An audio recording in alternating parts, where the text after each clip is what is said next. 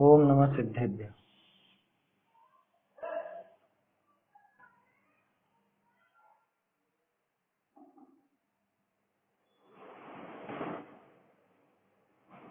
श्री जिन शासन गुरु नमो नाना विधि सुखकार, आत्म हित उपदेश तें करें मंगलाचार, करें मंगलाचार।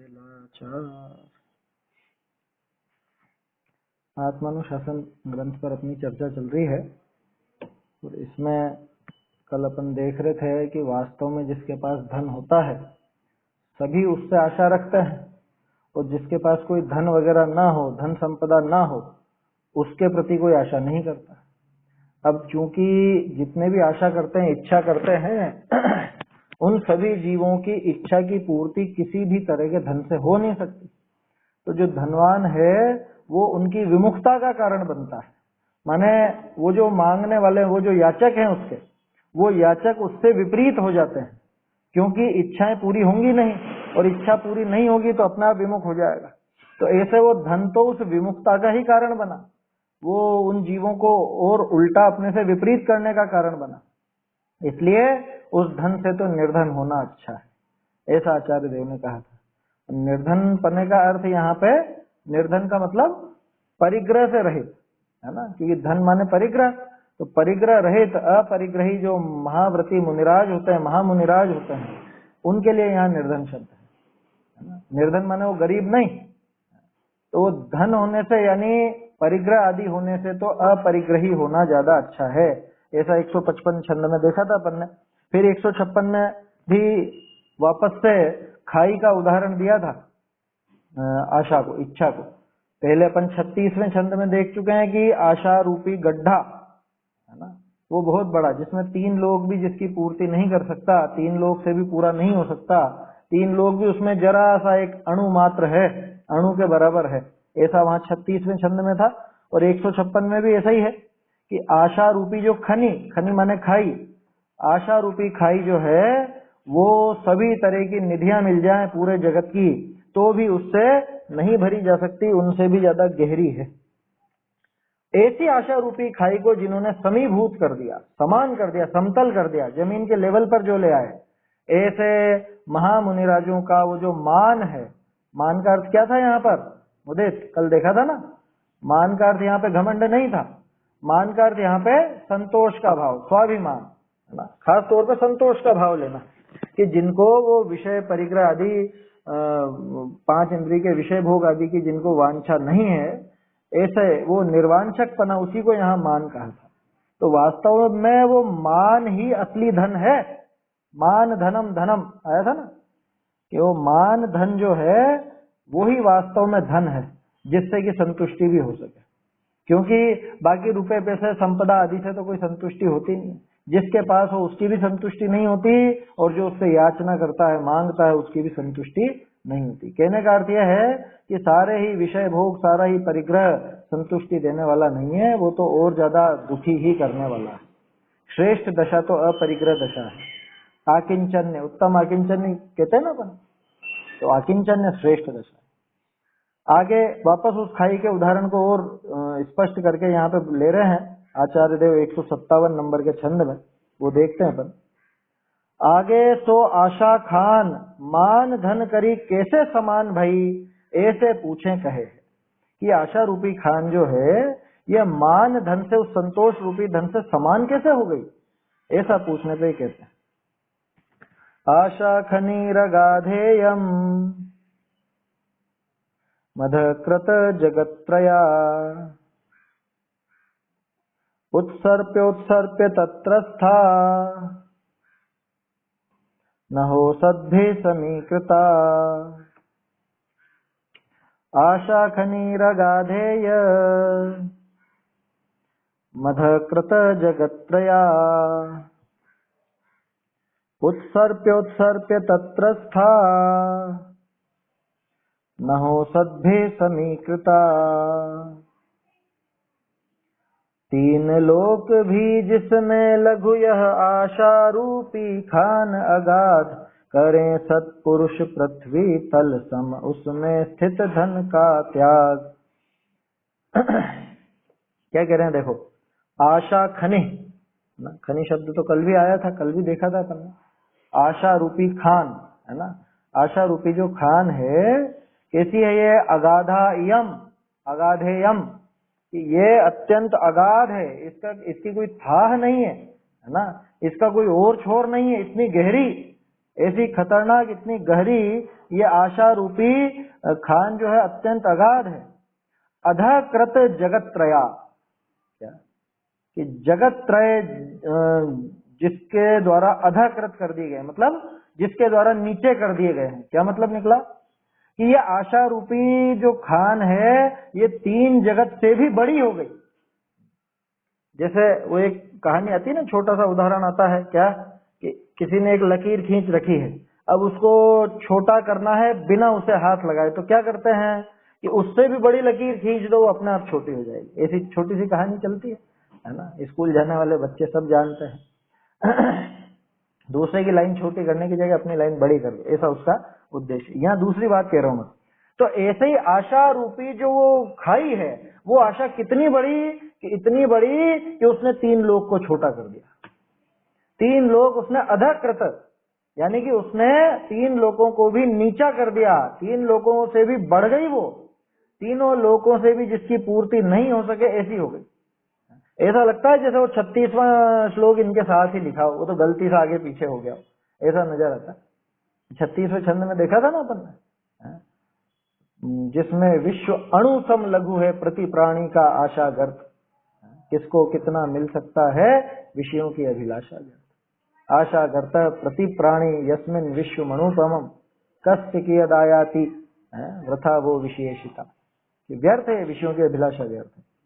जैसे यहाँ कह रहे हैं कि आशा खनी, बोलो कितनी कितनी बढ़ गई, इतनी बढ़ गई कि तीनों जगत को, तीनों लोक को उसने अधकृत कर दिया, माने अपने से नीचा कर दिया, अपने से छोटा कर दिया। ये आशा की लाइन इतनी ज्यादा लंबी हो गई कि 3 लोक की लाइन उसके आगे बहुत जरा सी रह गई।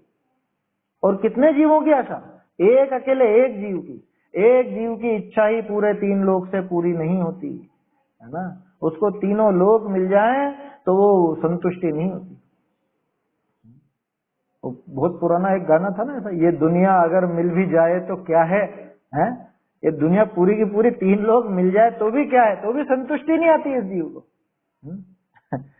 ऐसी बात है।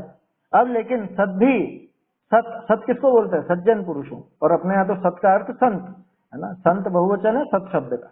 तो जो साधु हैं, जो मुनिराज हैं, उन्होंने वो अपरिग्रह लेकर के, सारे परिग्रह का त्याग करके, लिखा ना उत्सर्प्य कि निकाल करके, छोड़ करके, उत्सर्प तत्र स्थान अहो सद्भि समीकृत। अहो, बहुत आश्चर्य की बात है कि उसमें से निकाल करके, कि उसमें जो जो चीजें मौजूद थी, किसमें, वो आशा रूपी गड्ढे में, आशा रूपी खाई में जो जो वस्तुएं थी, उनको छोड़ के है ना, जैसे उत्सर्प का अर्थ निकालना भी होता है और छोड़ना भी होता है, तो उसमें से निकाल करके समीकृत, समान कर दी गई है। कल अपन ने एक बात की थी ना, वो गुब्बारे का उदाहरण लिया था, कल देखा था ना अपन ने। भाई कायदा तो ये है कि जिसमें कोई चीज भरी जाए, जैसे जैसे डालते जाएं, तो वो तो खत्म होती जाती। कोई गड्ढा ऐसा हो तो गड्ढे को पूरा करने के लिए आप उसमें चीजें डालते जाओ तो वो गड्ढा पूरा भर जाता है। कंकड़ पत्थर मिट्टी रेत इत्यादि वो डालते जाओ तो पूरा भर जाता है। ऐसे ही करते हैं ना, पेच वर्क करते हैं जो रोड पर, तो जैसे जैसे गड्ढे में डालेंगे तो गड्ढा पूरा होएगा। ठीक है, यहाँ उल्टा काम है। आशा रूपी गड्ढा ऐसा है कि इसमें जितना डालते जाओ ये और गहरा होता जाता है, और इसमें से जितना निकालते जाओ, हटाते जाओ, ये खत्म होता जाता है। ऐसी विपरीतता है इसके अंदर। इसलिए आचार्य देव ने लिखा अहो, क्या आश्चर्य की बात है कि सज्जन लोगों ने, संतुष्ट लोगों ने, जिनके संतोष का धन जिनके पास है, ऐसे सज्जन लोगों ने समीकृता, इसको समीकरण, इसका बिल्कुल समानीकरण कर दिया है, लेवल पर लिया है इसको। ऐसा है बिल्कुल उल्टा काम। और कैसे करा उन्होंने काम, उत्सर्प छोड़ करके। 5 इंद्रिय के विषय भोगों की जो इच्छा होती थी, जो वांछा होती थी, है ना, बाहर का परिग्रह तो अपने आप छूटेगा, इच्छा छूटी तो वो छूटा, है ना। ये इच्छा छूटती गई, इच्छा छोड़ते गए तो अपने आप बाहर में भी उन सबको छोड़ते गए और इन्होंने इस आशा रूपी गड्ढे को पूरा भर दिया, खत्म कर दिया। एक तरह गड्ढे का भरना माने गड्ढे को खत्म करना है ना। खान भरा गई पूरी माने खान पूरी की पूरी खत्म हो गई है ना। खान तो खोदने गई तो नाम है, जितनी खोदी गई उतनी तो वो खान गहरी रहेगी, और भर गई अगर वो ऊपर तक उसको किसी चीज से भर दिया माने खान समाप्त हो, फिर से खोदो। तो यहाँ तो आचार्यों ने, जो हमारे मुनिराज हैं, जो हमारे साधु सज्जन लोग हैं, उन्होंने इस आशा रूपी गड्ढे को पूरी तरह से समाप्त कर दिया, इस आशा रूपी खाई को समाप्त कर दिया पूरी तरह से। ऐसा है, ठीक है। कैसे कर दिया कि वो विषयों को छोड़ छोड़ करके, त्याग कर करके, उसी के रूपक में, उसी की उत्प्रेक्षा में आचार्य ने लिख दिया, उस गड्ढे में से निकाल निकाल करके ये गड्ढा समाप्त कर दिया आचार्य ने। सरल है छंद, इसका अर्थ देखते हैं। यह आशा रूपी खान है सो अथाह है। आशा रूपी गड्ढा अथाह कैसी है ये? नीचे किए हैं तीन जगत जाने ऐसी है, कि जिसने तीनों लोग नीचे कर दिए, अपने से छोटे बना दिए, अपने से हीन कर दिए, ऐसी ये आशा है।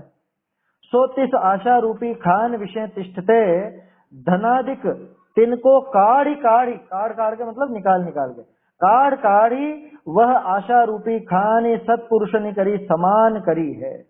सो ये बड़ा आश्चर्य है, क्या सत्पुरुषों द्वारा ये समान कर दी गई। समान कर दी गई माने लेवल लेवल कर दिया गया।